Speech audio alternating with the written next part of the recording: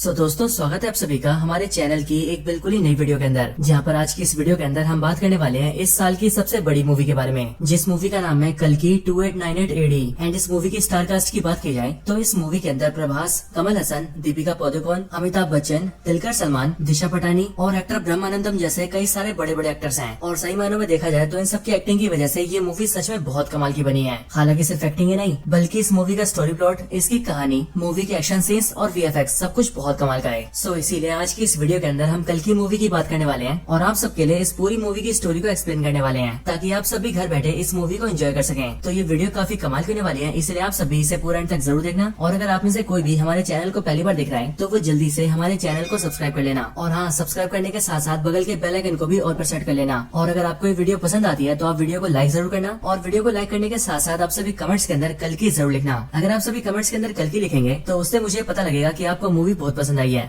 इसीलिए जल्दी से लाइक और कमेंट करिए। और अगर आपको वीडियो देखने के बाद वीडियो पसंद आती है तो उसे शेयर भी करिए। तो आइए अब हम इन सारी बातों को सेट करते हैं और आज की इस कमाल की वीडियो को स्टार्ट करते हैं। तो कल्कि मूवी की स्टार्टिंग होती है आज से कई हजार साल पहले से, बिल्कुल उस टाइम से जिस टाइम पर महाभारत का वॉर चल रहा था। और इसीलिए महाभारत के वॉर के अंदर हम ये देखते हैं कि पांडवों की सेना ने कौरवों की सेना को हरा दिया होता है। इसीलिए अश्वत्थामा को छोड़कर बाकी सारे लोग मारे जाते हैं। एंड यहीं पर हम ये देखते हैं कि महाभारत के टाइम में अश्वत्थामा और कोई नहीं बल्कि अमिताभ बच्चन होते हैं। वॉर के अंदर अश्वत्थामा जब ये देखते हैं कि पांडवों ने न सिर्फ उनके सारे दोस्तों कौरवों को मार दिया है बल्कि उसके साथ ही पांडवों ने मिलकर उनके फादर द्रोणाचार्य को भी मार दिया है। और इसीलिए ये सारी चीजें देखकर अश्वत्थामा को बहुत गुस्सा आता है एंड वो सीधा ब्रह्मास्त्र को समन करता है। और क्योंकि इस टाइम पर अर्जुन के बेटे अभिमन्यु की वाइफ प्रेग्नेंट होती है, इसीलिए अश्वत्थामा अपने ब्रह्मास्त्र से सीधा उस पर अटैक करता है, जिसके बाद ही अभिमन्यु की वाइफ के पेट में जो बच्चा होता है वो ब्रह्मास्त्र के अटैक से मारा जाता है। अब इस चीज को भगवान श्री कृष्ण देखते हैं एंड इसीलिए इस चीज को देखकर लॉर्ड कृष्णा को बहुत गुस्सा आता है। और इसीलिए पहले तो वो अश्वत्थामा को काफी बीट करते हैं एंड फिर उसके बाद ही वो अश्वत्थामा को श्राप देते हैं कि अब उसे ना चाहते हुए भी जिंदा रहना पड़ेगा। और वो बेशक से मरने की भीख मांगेगा लेकिन तब भी वो जिंदा रहेगा और जब तक पूरा कलयुग खत्म नहीं होता तब तक उसकी सांसें चलेंगी। लेकिन श्राप मिलने के बाद ही अश्वत्थामा को ये रियलाइज होता है कि उसने बहुत ही बड़ी गलती कर दी है एंड इसीलिए वो लॉर्ड कृष्णा से कहता है कि अब वो अपनी गलती समझ चुका है, इसीलिए वो पश्चाताप करना चाहता है। और फिर ये सुनकर ही लॉर्ड कृष्णा उसे पश्चाताप करने का मौका देते हैं। यहीं पर ही लॉर्ड कृष्णा अश्वत्थामा को बताते हैं कि अब आने वाला जो युग है वो है कलयुग, और उसी कलयुग के अंदर कली होगा जो कि एक बहुत ही पावरफुल डीमन होगा और वो दुनिया को बर्बाद करके रख देगा। लेकिन फिर उसी को मारने के लिए भगवान श्री कृष्ण जन्म लेंगे, वो भी कल्कि अवतार के अंदर। लेकिन हाँ, जब कल्कि अवतार जिस माता के जरिए जन्म ले रहे होंगे, कल्कि उसी माता को जन्म लेने से रोकेगा ताकि कल्कि का जन्म ना हो सके। और इसीलिए उसी टाइम पर अश्वत्थामा को उनकी मदद करनी होगी और ये मेक श्योर करना होगा कि कल्कि अवतार का जन्म हो। अब ये सब होने के बाद ही 6000 साल बीत जाते हैं और 6000 साल बीतने के बाद ही कहानी प्रेजेंट में आती है। कहानी के प्रेजेंट टाइम में आने के साथ ही हम ये देखते हैं कि महाभारत वॉर के खत्म होने के साथ ही कलयुग की शुरुआत हो गई थी। और इसीलिए इस कलयुग के अंदर जितने भी लोगों ने जन्म लिया है उन सभी लोगों ने खुद को काफी ज्यादा इवॉल्व किया, वो काफी ज्यादा डेवलप हुए और उन्होंने बहुत ही एडवांस टेक्नोलॉजी भी बना ली। और सिर्फ यही नहीं बल्कि अपने अपने बचाव के लिए उन सब ने काफी पावरफुल और एडवांस वेपन्स भी क्रिएट किए। लेकिन अब क्योंकि कलयुग के इंसानों के अंदर बहुत ज्यादा गुस्सा और नफरत है,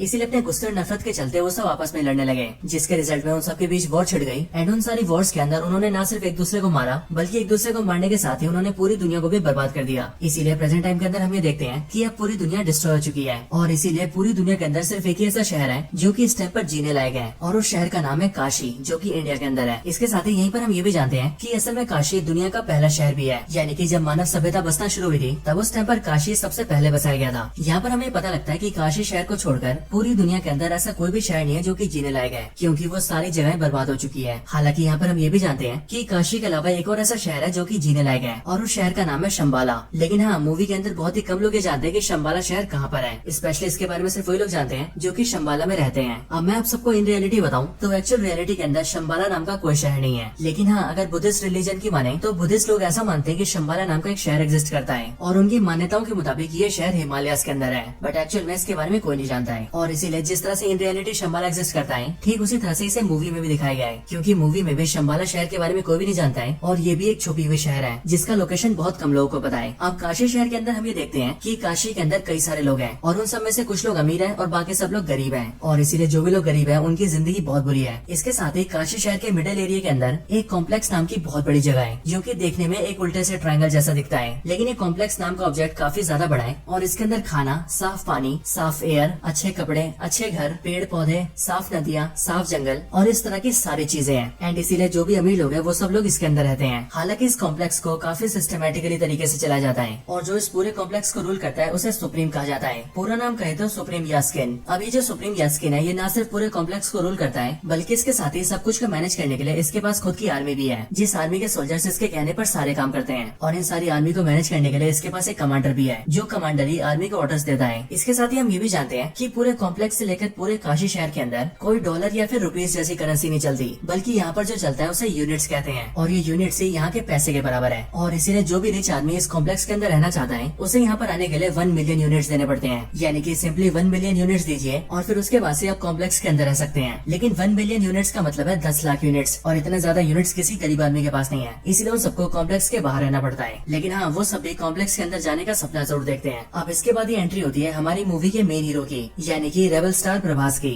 जिनके कैरेक्टर का इस मूवी के अंदर नाम है भैरवा। भैरवा की एंट्री होने के साथ ही हम ये जानते हैं कि भैरवा काशी शहर के अंदर ही रहता है। लेकिन हाँ, भैरवा की कोई फैमिली नहीं है, न ही उसके मदर और फादर है और न ही भाई बहन है। एंड इसीलिए भैरवा अकेला अपनी जिंदगी बिताता है। लेकिन इसके साथ ही हम ये भी जानते हैं कि भैरवा काफी अच्छा फाइटर है और वो लड़ने के बहुत सारे तरीके जानता है। अब वैसे देखा जाए तो साउथ इंडियन फिल्मों के जितने भी हीरो होते हैं वो सब लड़ने में तो वैसे एक्सपर्ट होते हैं, इसलिए यहाँ पर भैरवा यानी कि प्रभास भी बाकियों से काफी पावरफुल है। हालांकि इसके साथ ही हम ये भी देखते हैं कि भैरवा एक काफी अच्छा इंसान है। लेकिन हाँ, भैरवा का भी ये सपना है कि वो एक दिन कॉम्प्लेक्स के अंदर जाए और वहाँ जाकर एक मजे की जिंदगी बिताए। लेकिन हाँ, अब क्योंकि कॉम्प्लेक्स के अंदर जाने के लिए 1 मिलियन यूनिट्स देने पड़ते हैं, इसलिए भैरवा अब तक कॉम्प्लेक्स के अंदर नहीं जा पाया है, क्योंकि उसके पास इतने यूनिट्स ही नहीं है। और इतने सारे यूनिट्स तो क्या, बल्कि उसके पास कुछ भी नहीं है। इसीलिए वो दूसरों से यूनिट्स मांग मांग के उधारी पे जीता है और टाइम से किसी का भी उधार नहीं चुकाता है। हालांकि एक दिन हम ये देखते हैं कि काशी के अंदर शंबाला का एक स्पाई घुस जाता है और इसीलिए उसे कई सारे गुंडे पकड़ रहे होते हैं, क्योंकि शंबाला से जो भी लोग आते हैं या फिर स्पाई आते हैं उन सबको पकड़कर अगर कॉम्प्लेक्स को सौंपा जाए तो कॉम्प्लेक्स के सोल्जर्स का कमांडर उस आदमी को काफी बड़ी बाउंटी देता है, मतलब कि काफी बड़ा इनाम देता है। और इसीलिए यहाँ पर जैसी भैरवा उस स्पाई को देखता है वैसे वो उन सारे गुंडों से फाइट करता है और उन सबको बीट करके शंबाला के स्पाई को पकड़ लेता है। हालांकि उससे पकड़ने के बाद ही भैरवा को पता लगता है कि असल में शंबाला का वो स्पाई एक आम आदमी है जो कि बस यहाँ पर कॉम्प्लेक्स की तहकीकात करने आया है। लेकिन अब क्योंकि उसे तो सिर्फ यूनिट चाहिए थे ताकि वो कॉम्प्लेक्स के अंदर जा सके, इसीलिए वो स्पाई की बात नहीं मानता है और उसे अपने घर में बंद कर देता है ताकि कुछ टाइम बाद ही वो उसे कॉम्प्लेक्स को सौंप दे और कॉम्प्लेक्स से उसे 10,000 यूनिट्स मिले। और फिर इसी तरह से धीरे धीरे करके वो कई सारे यूनिट जोड़े और जब उसके पास 1 मिलियन यूनिट्स हो जाएं तो वो कॉम्प्लेक्स के अंदर जाए। हालांकि इसके कुछ टाइम बाद ही हम दिशा पटानी को भी देखते हैं, जिसका इस मूवी के अंदर रॉक्सी नाम होता है और वो बेसिकली मूवी के अंदर भैरवा की गर्लफ्रेंड होती है। रॉक्सी जब भैरवा से मिलती है तब हमें पता लगता है कि भैरवा ने उधार लेने के मामले में रॉक्सी को भी नहीं छोड़ा है और उसने रॉक्सी से भी कई सारे यूनिट्स उधार ले रखे हैं। लेकिन इन सबसे हटकर रॉक्सी भैरवा को बताती है कि उसकी कॉम्प्लेक्स के अंदर जॉब लग गई है एंड उसे कल से कॉम्प्लेक्स के अंदर जाना है और वहाँ जाकर साफ सफाई करनी है। लेकिन जैसे भैरवा कॉम्प्लेक्स का नाम सुनता है वैसे वो रॉक्सी से कहता है कि वो कल बस एक दिन के लिए उसे अपने साथ लेकर जाए, क्योंकि उसका भी ये सपना है कि वो कॉम्प्लेक्स को अंदर से देखे। अब इसके लिए रॉक्सी एग्री कर जाती है और वो भैरवा को अपने साथ कॉम्प्लेक्स के अंदर ले जाती है। अंदर आने के बाद ही भैरवा को बहुत खुशी होती है, क्योंकि वो ये देखता है कि कॉम्प्लेक्स अंदर से बहुत सुंदर है, वहाँ बहुत सारा साफ पानी है, खाने के लिए बहुत कुछ है, वहाँ नदियाँ हैं, जंगल है और इसी तरह की बहुत सारी सुंदर सुंदर चीजें हैं। एंड इसलिए ये सब देखकर भैरवा थोड़ा पागल हो जाता है और वो रॉक्सी के साथ मिलकर सब कुछ के मजे लेने लगता है। लेकिन हाँ, कुछ टाइम बाद ही वो सोल्जर्स के हाथों पकड़ा जाता है, जिस वजह से कॉम्प्लेक्स के सोल्जर्स भैरवा को बाहर निकाल देते हैं। लेकिन हाँ, जब भैरवा को कॉम्प्लेक्स से निकाल दिया जाता है तब उसका कॉम्प्लेक्स के अंदर जाने का और भी ज्यादा मन करने लगता है, क्योंकि उसने कॉम्प्लेक्स के अंदर का ट्रेलर जो देख लिया होता है। एंड इसीलिए भैरवा डिसाइड करता है कि वो जल्दी से जल्दी कॉम्प्लेक्स के अंदर जाकर ही रहेगा और कॉम्प्लेक्स के अंदर ही जिंदगी बिताएगा। अब इसके बाद ही सीन शिफ्ट होता है और हमें सीधा कॉम्प्लेक्स के अंदर का नजारा दिखता है। कॉम्प्लेक्स के अंदर हम एक बहुत बड़ी सी लैब को देखते हैं, जिस लैब के अंदर बहुत सारी लड़कियां होती हैं और कई सारे साइंटिस्ट होते हैं जो कि उस सब पर रिसर्च कर रहे होते हैं। लेकिन फिर इसके बाद ही हमें कॉम्प्लेक्स का सुप्रीम दिखता है, यानी कि सुप्रीम यास्किन। और फिर यहीं पर ही हमें पता लगता है कि सुप्रीम यास्किन ही एक्चुअल में कली है।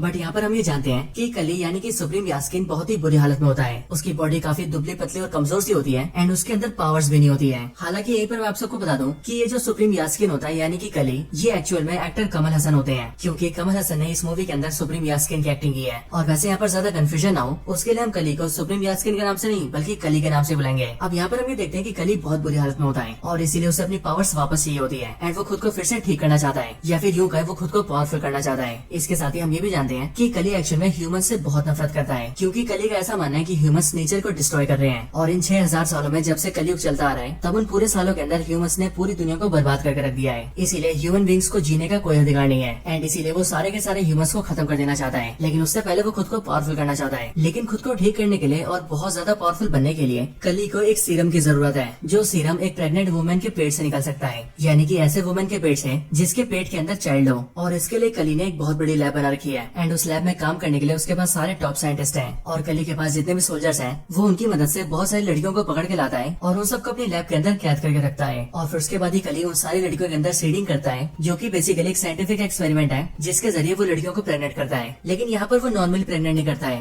बल्कि वो सीडिंग करने के लिए किसी स्पेशल मेथड का यूज करता है और सीडिंग में कुछ स्पेशल मिलाता भी है, जिसके बाद लड़कियां प्रेग्नेंट होने लगती हैं। हालांकि यहाँ पर हम ये भी देखते हैं कि यहाँ पर जितनी भी लड़कियों के ऊपर सीडिंग की जाती है उनमें से सारी की सारी लड़कियां प्रेग्नेंट नहीं होती है। इसीलिए जो भी प्रेग्नेंट होती है उन सबको अलग जगह रखा जाता है एंड उन्हें रहने के लिए और खाने पीने के लिए सब कुछ बहुत ही बढ़िया दिया जाता है। लेकिन जो भी लड़कियां सीडिंग के बाद भी प्रेग्नेंट नहीं हो पाती उन सबको लैब के अंदर स्लेव बनाया जाता है, यानी कि गुलाम। और फिर वही सारी स्लेव लड़कियां सभी प्रेग्नेंट हुई लड़कियों की सेवा करती हैं और जो भी उन्हें हेल्प चाहिए होती है वो सारी हेल्प भी करती हैं। हालांकि यहीं पर हम ये भी जानते हैं कि कली को जिस सीरम की जरूरत है वो सीरम उसी प्रेग्नेंट लड़की के पेट से निकल सकता है जो कि 121 डेज से ज्यादा टाइम से प्रेग्नेंट हो, यानी कि वो कम से कम 4 महीने के प्रेग्नेंट हो। लेकिन यहाँ पर हम ये देखते हैं कि कली की सीडिंग की वजह से यहाँ लैब में जितनी भी लड़कियों को प्रेग्नेंट किया जाता है वो सभी लड़कियां 90 या फिर 91 डेज से ज्यादा जी नहीं पाती हैं। मतलब कि उन सबकी 3 महीने में ही मौत होने लगती है। लेकिन तब भी कली लगातार लड़कियों के ऊपर सीडिंग करवाता रहता है ताकि एक न एक दिन उसे ऐसी लड़की मिले जो कि 121 डेज से ज्यादा टाइम तक प्रेग्नेंट हो, और जिस दिन ऐसा हुआ उस दिन उसे सीरम मिल जाएगा। अब इन सब के बाद यहीं पर ही हम दीपिका पादुकोण को देखते हैं जो कि लैब के अंदर कैप्चर की हुई लड़कियों में से एक होती है। लेकिन हाँ, यहाँ पर हम ये देखते हैं कि दीपिका पादुकोण प्रेग्नेंट नहीं होती है, बल्कि वो उन लड़कियों में से एक होती है जो कि सीडिंग के बाद भी प्रेग्नेंट नहीं हो पाई थी एंड इसीलिए वो यहाँ पर एक स्लेव की तरह काम करती है और जो भी प्रेग्नेंट है उन सबकी हेल्प करती है। इसके साथ ही हमें ये भी पता लगता है कि दीपिका पादुकोण जब बहुत छोटी थी तब उसी टाइम पर उसके पेरेंट्स ने उसे कॉम्प्लेक्स के अंदर भेज दिया था, इसीलिए वो बचपन से यहाँ पर है। इसके साथ ही उसका जो नाम है वो यहाँ पर सम 80 रखा गया है, यानी कि SUM सम और 80। हालांकि कुछ दिनों के बाद ही हम ये देखते हैं कि एक्चुअल में दीपिका पादुकोण यानी कि सम 80 प्रेग्नेंट है और उसे प्रेग्नेंट हुए टोटल 5 महीने हो चुके हैं, यानी कि 150 डेज से भी ज्यादा। और सच में ये बहुत ही बड़ी बात थी,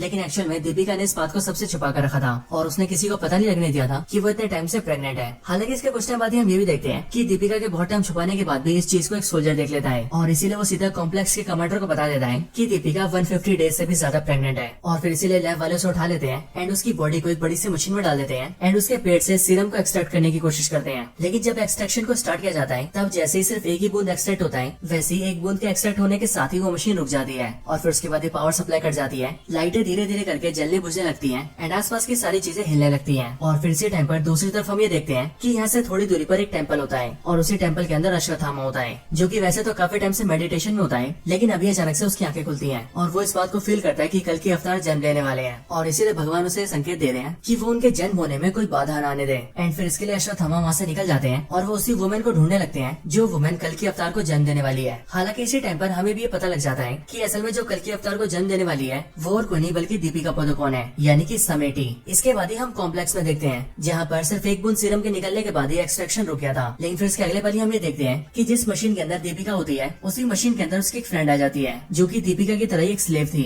और वो दीपिका को वहाँ से निकाल लेती है एंड वो एक खुफिया रास्ते से होते हुए काफी नीचे आ जाती है। वहाँ पर आने के बाद ही वो दीपिका को बताती है कि वो असल में शंबाला के एक स्पाई है एंड वो पिछले 2 सालों से कॉम्प्लेक्स के अंदर है और यहाँ आकर वो सारी इन्फॉर्मेशन इकट्ठा कर रही है ताकि वो इन सब के बारे में शंबाला शहर के अंदर बता सके। नीचे लाने के बाद ही वो दीपिका को गेट के पास ले आती है और वो दीपिका को बताती है कि यहाँ पर एक खुफिया गेट है जहाँ से वो लोग कॉम्प्लेक्स से बाहर निकल सकते हैं। इसके साथ ही वो ये भी बताती है कि उसने अपने कुछ दोस्तों को सिग्नल देकर वहाँ पर बुला लिया है और इसलिए वो ये चाहती है कि दीपिका वहाँ से निकल जाए, जिसके बाद उसके दोस्तों से सीधा शंबाला ले जाएंगे और वहाँ पर वो सुरक्षित रहेगी। हालांकि दीपिका से ये पूछती है कि वो आखिर ये सब क्यों कर रही है, जिस पर वो दीपिका को बताती है कि असल में शंबाला एक काफी पवित्र शहर है एंड वहाँ पर हम सबका ये मानना है कि एक औरत भगवान को जन्म देगी, यानी कि कल के अवतार को, जिसके बाद ही वो कल के अवतार सारे इंसानों का भला करेंगे। और इसी उम्मीद पर हमारा पूरा शंबाला शहर जी रहा है एंड मुझे ऐसा लगता है कि तुम ही वो औरत हो जो कि भगवान को जन्म देने वाली है, इसीलिए मेरा कर्तव्य है कि मैं तुम्हारी जान बचाऊं। इसके बाद वो दीपिका से कहती है कि वो यहाँ से बाहर निकल जाए और उसके पीछे सोल्जर्स न आए, इसीलिए उन्हें रोकने के लिए वो यहाँ पर रुकेगी। ये सुनकर दीपिका वहाँ से बाहर आ जाती है और बाहर आने के बाद ही वो देखती है कि उसके सामने शंबाला के 3 और एजेंट्स होते हैं जो कि दीपिका को ले जाने के लिए एक बड़ी सी गाड़ी लेकर आए होते हैं। वो तीनों जल्दी से दीपिका को बिठाते हैं और उसे लेकर वहाँ से निकल जाते हैं और जल्दी से जल्दी शंबाला पहुँचने की कोशिश करते हैं। हालांकि इसके बाद हम कॉम्प्लेक्स में देखते हैं कि कमांडर को पता लग जाता है कि सम 80 वहाँ से निकल चुकी है और इसीलिए वो अपने सारे सोल्जर्स को उसके पीछे लगाता है एंड सबसे कहता है कि वो उसे पकड़ कर लेकर आए। इसके साथ ही वो शहर के अंदर भी अनाउंस कर देता है कि जो भी सम 80 को पकड़ कर लाएगा उसे इनाम के तौर पर 5 मिलियन यूनिट्स मिलेंगे। एंड इसलिए यहाँ पर हम ये देखते हैं कि इस वाले ऑफर को भैरवा भी देखता है और इसीलिए वो सोचता है कि अगर उसने सम 80 को पकड़ लिया तो उसे 5 मिलियन यूनिट्स मिलेंगे एंड देन उसके बाद वो बड़े आराम से कॉम्प्लेक्स के अंदर जा पाएगा। और इसलिए वो भी दीपिका की यानी कि सम 80 की तलाश में निकल जाता है। इधर जो 3 लोग दीपिका को शंबाला लेकर जा रहे थे हम उनके बारे में भी जानते हैं एंड यहाँ पर हमें पता लगता है कि इनके नाम वीरान और कायरा होते हैं एंड इन दोनों के साथ इनका एक और साथी होता है। और यहाँ पर हम ये भी देखते हैं कि यहाँ पर कायरा दीपिका से उसका नाम पूछती है, जिस पर वो उसे बताती है कि उसका नाम सम 80 है, पर फिर वो दीपिका से कहती है कि उसे उसका नाम सम 80 नहीं रखना चाहिए बल्कि इससे इससे बढ़िया उसे उसका नाम सुमति रखना चाहिए। और फिर यहीं से हम ये देखते हैं कि दीपिका अपना नाम समिति नहीं बल्कि सुमति रख लेती है। हालांकि इसके कुछ टाइम बाद हम ये देखते हैं कि कॉम्प्लेक्स के सोल्जर इन्हें ढूंढ लेते हैं और इसीलिए वो लोग इन पर अटैक कर देते हैं और सुमति को वहाँ से ले जाने की कोशिश करते हैं। पर फिर उसी टाइम पर यहाँ पर एंट्री होती है अश्वत्थामा की, यानी कि अमिताभ बच्चन की, जो कि यहाँ पर जैसे आते हैं वैसे वो सारे सोल्जर्स को बीट कर देते हैं और इन सबको पेल पाल के वो सुमति को बचा लेते हैं। एंड वो सुमति से ये भी कहते हैं कि अब से वही उसकी हिफाजत करेंगे क्योंकि वो बहुत ही जल्दी भगवान को जन्म देने वाली है। हालांकि इसके कुछ टाइम बाद ही हम ये देखते हैं कि वहाँ पर भैरवा भी आ जाता है जिसने की सुमति को ढूंढ लिया होता है और इसीलिए यहाँ पर आने के बाद ही वो सुमति को ले जाने की कोशिश करता है, जिस वजह से भैरवा और अश्वत्थामा दोनों के बीच फाइट होती है। एंड इसी फाइट में अश्वत्थामा भैरवा को पटक देता है और उसे बुरी तरह से हरा देता है, जिसके बाद वो सब लोग सुमति को लेकर सीधा शंबाला निकल जाते हैं। इधर दूसरी साइड जैसी कमांडर को पता लगता है कि सोल्जर्स को सुमति मिली थी,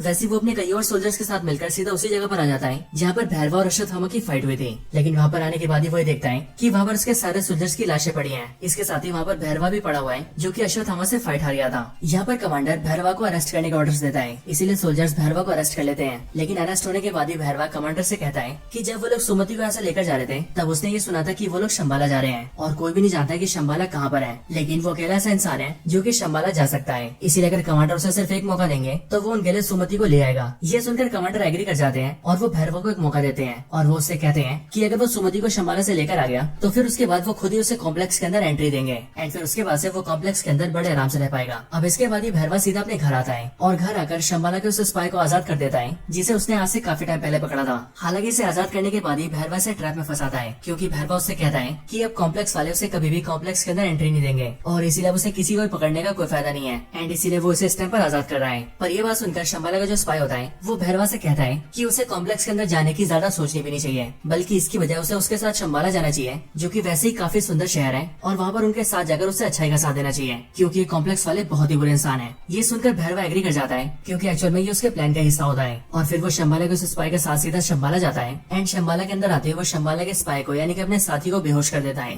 और फिर वो उसे धोखा देकर सीधा सुमति के पास जाता है और वो सीधा अश्वत्थामा का रूप ले लेता है और अश्वत्थामा के रूप में आकर वो सुमति को अपने साथ ले जाने लगता है। लेकिन बाहर आते उसे अश्वत्थामा घेर लेता है, जिसके बाद ही भैरवा और अश्वत्थामा के बीच एक और फाइट होती है। लेकिन अब क्योंकि भैरवा इस बार तैयारी करके आता है इसलिए वो अश्वत्थामा को काफी अच्छी टक्कर देता है। लेकिन इन दोनों के फाइट के दौरान ही हम ये देखते हैं कि शंबाला के पास कॉम्प्लेक्स का कमांडर अपने बहुत सारे सोल्जर्स के साथ आ जाता है और वो सीधा शंबाला पर अटैक करके अंदर घुस जाता है, जिसके बाद शंबाला के सारे सोल्जर्स भी इकट्ठा होते हैं और फिर शंबाला के सोल्जर्स और कॉम्प्लेक्स के सोल्जर्स दोनों के बीच फाइट होती है। और यहाँ पर हम एक बहुत ही बड़ी वॉर को देखते हैं। लेकिन इस वॉर के अंदर कमांडर अपने सोल्जर्स के साथ मिलकर शंबाला के सारे सोल्जर्स को बहुत बुरी तरह से मार रहा होता है। इस टाइम पर हमें ये भी पता लगता है कि असल में अश्वत्थामा के हाथ में जो हथियार है वो एक्चुअल में उसका नहीं बल्कि कर्ण का हथियार है एंड इसीलिए यहाँ पर अश्वत्थामा के हाथ को जो हथियार होता है वो अचानक से गिरकर सीधा भैरवा के हाथ में आ जाता है। लेकिन जैसे वो भैरवा के हाथ में आता है वैसे वो हथियार चमकने लगता है और भैरवा की पावर्स भी बहुत ज्यादा बढ़ जाती है। और फिर सीधा यहाँ पर फ्लैशबैक आता है और फ्लैशबैक के जरिए हमें जानते हैं कि असल में भैरवा ही महाभारत के टाइम का अर्जुन है और यहाँ पर उसकी अर्जुन वाली असली पावर्स जाग चुकी है। और फिर इसके लिए भैरवा कुछ टाइम के लिए अर्जुन बन जाता है और वो सीधा कमांडर के सारे सोल्जर से लड़ने लगता है एंड फिर वो सारे सोल्जर्स को मार देता है और एंड में वो कमांडर को भी मार देता है और फिर इस तरह से वो सुमति को बचा लेता है। लेकिन फिर जैसे वो अपना हथियार छोड़ता है वैसे हम ये देखते हैं कि वो एक बार फिर से भैरवा बन जाता है, यानी कि वही भैरवा जिसे कॉम्प्लेक्स के अंदर जाना है। और इसीलिए होश आते वो सीधा सुमति को उठाता है और उसे लेकर अपनी गाड़ी में बैठ जाता है और वहाँ से सीधा अपनी गाड़ी को फ्लाई करता है और शंबाला से निकल जाता है। इस टाइम पर अश्वत्थामा से रोकने की कोशिश करता है लेकिन वो भी भैरवा को रोकने में फेल हो जाता है और भैरवा सुमति को लेकर अपने साथ निकल जाता है। अब इसके बाद हमें सीधा कॉम्प्लेक्स का सीन दिखाया जाता है जहाँ पर हम कली को देखते हैं। अब आपको याद हो तो जिस टाइम पर सुमति का एक्सट्रैक्शन चल रहा था उस टाइम पर मशीन के बंद होने तक वहाँ पर एक बूंद सीरम को निकाल लिया गया था एंड इसलिए यहाँ पर हम ये देखते हैं कि उसी एक बूंद सीरम को सीधा कली के हाथ में दिया जाता है और फिर कली जैसे उसे लेता है वैसे सीरम के उस एक बूंद को वो अपनी बॉडी में डाल लेता है और जैसे वो एक बूंद सीरम कली की बॉडी में जाता है वैसे हम ये देखते हैं कि कली की दुबली पतली और कमजोर सी बॉडी बहुत ही पावरफुल और मस्कुलर हो जाती है और वो बहुत ज्यादा शक्तिशाली हो जाता है। और फिर इसके बाद ये कली डिसाइड करता है कि अब उसे बाकी का पूरा सीरम चाहिए और इसके लिए वो खुद ही सुमति को ढूंढेगा और उसके अंदर से सारा सीरम निकाल लेगा। और जब ऐसा होगा तब कली इतना ज्यादा पावरफुल हो जाएगा कि तब उसे रोकने वाला कोई भी नहीं होगा, यहाँ तक कि भगवान भी नहीं। हालांकि दोस्तों यहीं पर ये मूवी एंड हो जाती है और इसीलिए जब इस मूवी का नेक्स्ट पार्ट आएगा तभी हमें ये पता लगेगा कि इसकी आगे की स्टोरी में क्या होने वाला है। लेकिन हाँ दोस्तों तब तक के लिए इसकी स्टोरी यहीं पर एंड होती है। सो दोस्तों यही थी वीडियो कल की मूवी के ऊपर। आप सबको इस मूवी की स्टोरी और हमारी वीडियो कैसी लगी ये आप मुझे कमेंट्स के अंदर जरूर बताना और अगर आप सभी का कोई और रिकमेंडेशन हो तो वो भी मुझे कमेंट्स के अंदर बता सकते हैं। बाकी वीडियो पसंद आई हो तो इसे लाइक जरूर करें और कमेंट्स के अंदर भी कल की जरूर लिखें। आप वीडियो को लाइक और कमेंट जरूर करना क्योंकि जब आप वीडियो को लाइक करेंगे और कमेंट्स के अंदर कल की लिखेंगे तब हमें भी ये पता लगेगा कि आप सबको वीडियो बहुत पसंद आई है। और हाँ अगर आपको सच में वीडियो ज्यादा पसंद आई हो तो आप वीडियो को लाइक और कमेंट करने के साथ साथ वीडियो को शेयर भी कर देना ताकि आपके साथ साथ आपके सारे दोस्त भी इस वीडियो को देखकर मूवी की स्टोरी जान पाए। और हाँ, अगर आपको इसके अलावा हमारे चैनल की कोई और ऐसी वीडियो देखनी हो तो आप सिंपली हमारे चैनल को चेकआउट कर सकते हैं, या फिर मैंने कई सारी वीडियोस के लिंक डिस्क्रिप्शन में भी दिए हुए हैं। आपका जो मन करे आप वो वाली वीडियो देख सकते हैं, और मुझे उम्मीद है कि आपको वो सारी वीडियोस बहुत पसंद आएंगी। तो बस आज की इस वीडियो में इतना ही। इस वीडियो को यहीं पर एंड करते हैं। मैं मिलता हूँ आपसे ऐसे किसी और बेहतरीन वीडियो में, तब तक के लिए गुड बाय।